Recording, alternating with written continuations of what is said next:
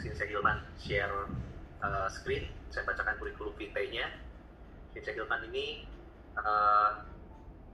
sekarang dikenal sebagai founder dari BSN atau Ilmu Kesehatan Ruang Tubuh di Indonesia, seperti yang tadi sempat disinggung juga oleh Bo Lause. Sebelumnya pernah berkarir juga sesuai dengan keilmuannya sebagai insinyur, tapi akhirnya memenuhi panggilan sejatinya untuk mengembangkan ilmu BSN di Indonesia. Kepada Shinsei Gilman, waktu dan tempat dipersilakan. Terima kasih Dr. Gunadi. Assalamualaikum warahmatullahi wabarakatuh. Shalom, Om Swastiastu, Namo Buddhaya, salam kebajikan semuanya. 感谢郭张园长的分享，非常非常好。Untuk mempersingkat waktu, karena waktunya agak ini, saya langsung saja akan share ya.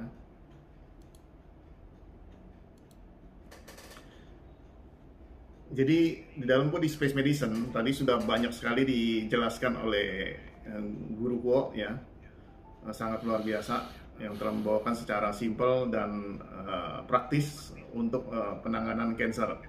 Saya sendiri melihat di China sendiri, ya, ada satu orang polusi dari Hong Kong. Pada saat itu dia kanker liver dan perutnya sudah besar sekali. Ya. Setelah 2-3 bulan kemudian saya balik ke sana lagi, saya lihat dia sudah sembuh. Gitu. Ini luar biasa sekali penanganannya. Jadi penanganan ini kita ingin sharing juga di Indonesia. Semoga ini bisa menjadi satu acuan yang sangat bermanfaat untuk membantu dengan cara-cara yang mudah yang bisa dilakukan oleh semua orang. Ya. Dan kita mengerti teori-teori dasar dari sebenarnya apa sih mengenai kanker dari sudut pandang Body Space Medicine. Dan ini sangat penting. Nah, tentunya di dalam bahasa Mandarin ada istilah di sufa, ya, seni kaligrafi ya.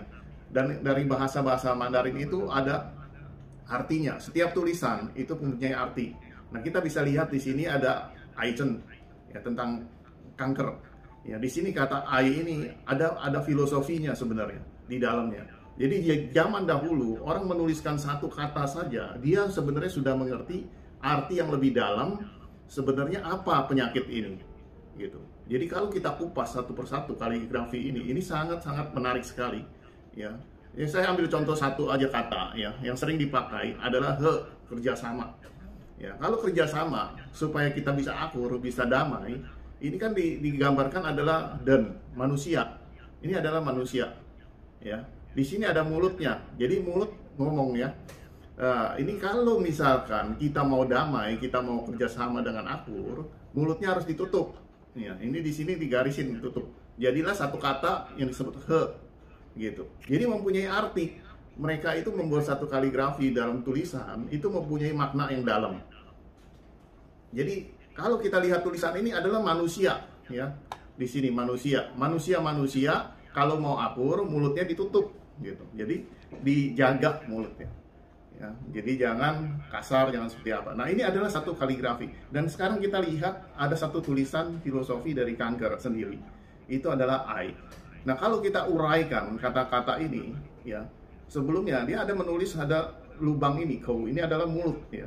Kemudian kou kecil-kecil ini bisa diibaratkan sebagai jendela. Yang tadi dikatakan bahwa kita di dalam tubuh kita itu adalah sirkulasi energi dan di situ ada pintu-pintunya supaya bisa membuka jalannya energi dan kembali circulation. Nah, kalau pintu-pintunya tertutup, maka ini akan jadi masalah.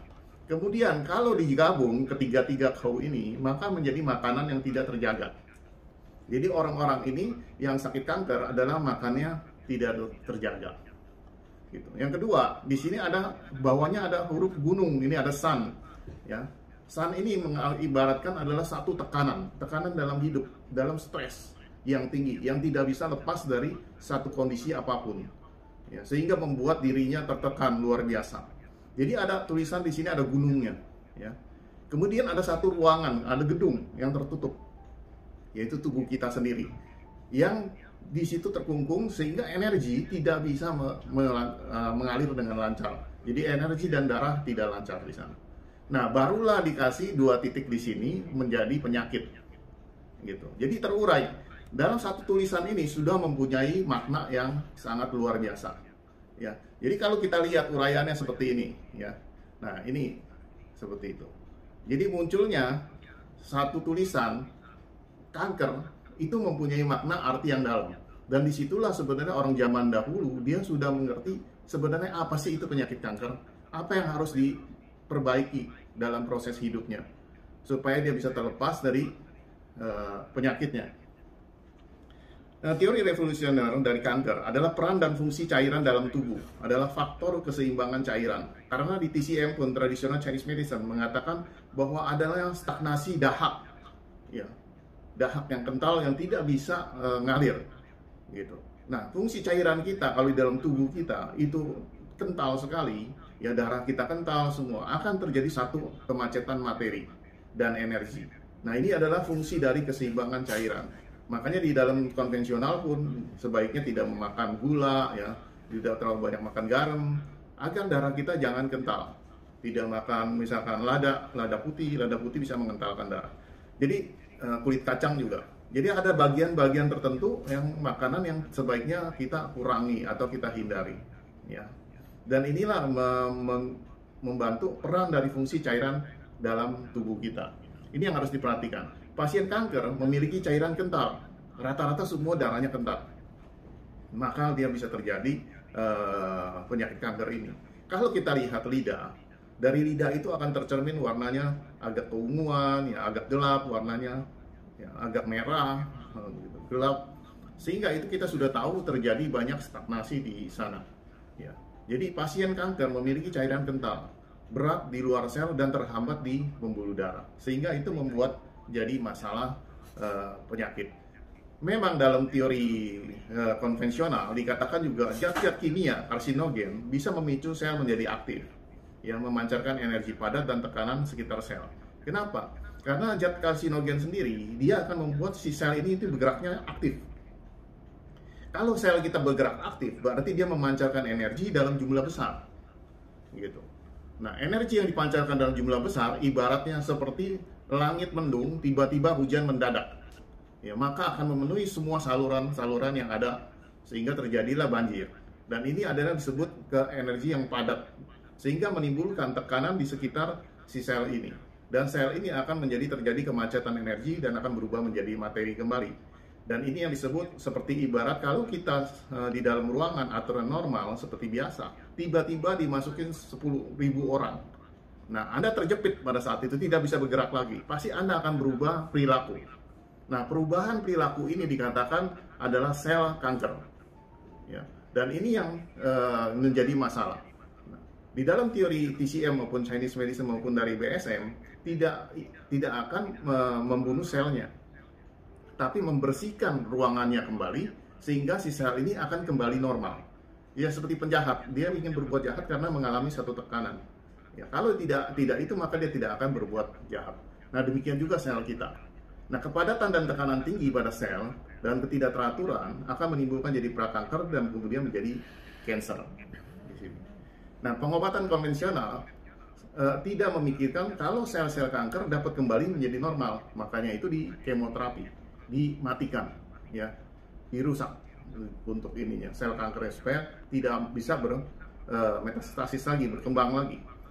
Nah, di sini terjadi satu perbedaan pandangan, ya. Di dalam proses Chinese medicine maupun BSM selalu memperhatikan kondisi keseimbangan dalam tubuh, ya. Baik yin yang, kalau di dalam TCM yin yangnya, ya, cairan tubuh, kerapatannya, panas dingin semua diseimbangkan kembali. Nah, body space medicine melihat kerapatan energi yang tinggi ini harus cepat-cepat dibersihkan, sehingga cairan dalam tubuhnya dan energinya akan menjadi seimbang kembali, kemudian si sel ini akan kembali menjadi sel yang normal. Ya, pembekuan darah dapat juga menyebabkan cairan menjadi lengket, dan kepadatan tinggi menghambat saluran pembuluh darah. Ya. Kemudian tumor, kalau istilah tumor di sini adalah karena kemacetan energi atau materi di dalam sel. Ya, sel kita seperti kita ketahui buka tutup. Ya. Pada saat dia terbuka, dia akan menyerap materi ataupun zat energi yang diserap ke dalamnya. Begitu dia kuncup, dia merubah materi tersebut menjadi satu energi yang dipancarkan kembali. setiap yang diserap maupun yang dipancarkan itu selalu terjadi keseimbangan. Misalnya masuk 50, dia keluar 50. Tapi kalau dia terserap masuk 50, dia hanya bisa memancarkan 20, maka dia terjadi stagnasi di dalam sel. Nah, ini lama-kelamaan ini akan menjadi tumor. Dan di dalam lidah, kalau kita lihat profil lidahnya, itu akan menjadi mengkilap dan licin. Ya, ciri-cirinya. Kenapa? Karena di Chinese medicine pun dikatakan kalau lidah licin mengkilat ini adalah defisiensi qi. Ya, bahwa energinya kurang. Kalau energi kurang berarti si sel ini tidak bisa memancarkan energi dengan normal. Berarti dia ada kemacetan energi atau materi di dalam selnya, tidak mau terbuka, ya, tidak bisa mengeluarkan. Nah, sebaliknya kalau kanker, si sel ini aktif memancarkan energi dalam jumlah besar, yang seperti tadi dikatakan bahwa mendung tebal tiba-tiba hujan. Nah, seperti itu sel ini bergerak begitu kuat, memancarkan bersama-sama sehingga memenuhi semua ruangan selnya dan tidak dapat jalan dengan lancar. Maka terjadilah kepadatan dari materi dan energi di luar sel itu. Nah, sel-sel tersebut akan berubah perilaku dan menjadi ganas. Nah, bagaimana penyembuhannya? Hanya dua kata sebenarnya. Dua kata ini adalah kita mengatur keseimbangan cairan atau materi di tubuh kita. Dan ini yang harus diperhatikan terus, ya, dengan macam-macam metode. Tadi sudah disebutkan oleh Guru Ko, ya, bahwa teknik macam sekali, banyak sekali kita bisa gunakan untuk memanipulasi energi di tubuh kita. Nah, setiap proses di dalam tubuh kita, materi akan berubah menjadi energi. Seperti dalam hukum Einstein dikatakan bahwa energi adalah massa dikalikan kuantum, ya, kecepatan cahaya pangkat 2. Jadi satu energi tidak terlihat, tapi sebenarnya dia mengandung materi, ya, zat padat. Karena saking cepatnya dia bergerak, maka dia berubah menjadi energi dan tidak terlihat. Tapi kalau dia sudah melambat kembali, maka materi itu akan terbentuk kembali. Inilah di teori kuantum kalau kita lihat seperti ini. Atau kalau kita lihat dari cairan, dia berubah menjadi uap. Ya, cairan itu berubah dari uap. Tadi sudah dijelasin bahwa kayak seperti hukum alam semesta ini. Ya, begitu dia naik ke atas, ya, uap air naik ke atas menjadi uap, kemudian dia turun lagi dalam bentuk cairan pada saat hujan. Terjadilah siklus itu terus-menerus. Ya, di tubuh kita itu pun terjadi. Ya, bahwa di bagian siang-siang kita adalah bumi, di bagian atas sangkiau kita adalah langit.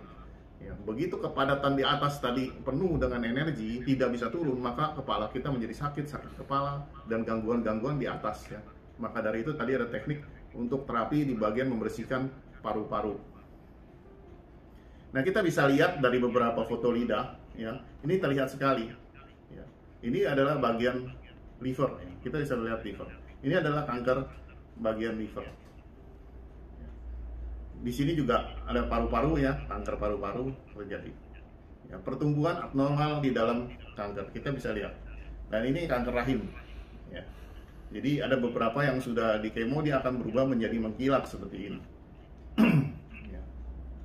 Nah, ini ada beberapa kasus, ya, kanker payudara, kemudian dilakukan terapi. Setiap terapi terjadi perubahan. Kita bisa lihat dari lidahnya.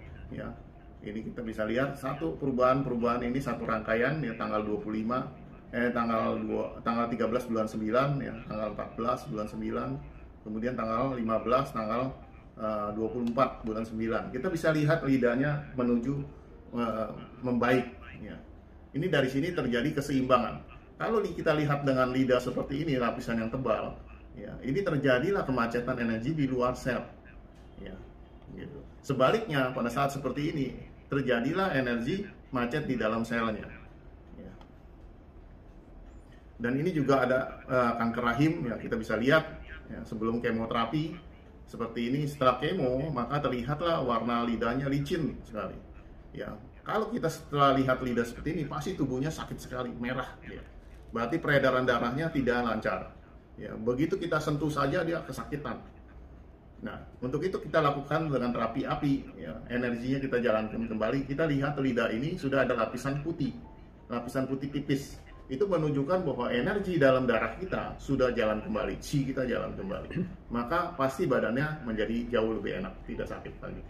Ini juga kanker paru-paru, ya. Kalau kita lihat di lidah seperti ini dikatakan sakit di paru-paru, tapi kita lihat sebenarnya gangguannya ada di bagian liver dan pencernaannya, ya, juga di bagian ginjal kanannya. Jadi banyak seperti kasus seperti ini muncul. Kita bisa lihat lebih teliti kalau kita lihat dari lidah sumber masalahnya di mana. Ya, kemudian juga kita lihat ini ya ada gangguan di ginjal sebelah kirinya. Ya.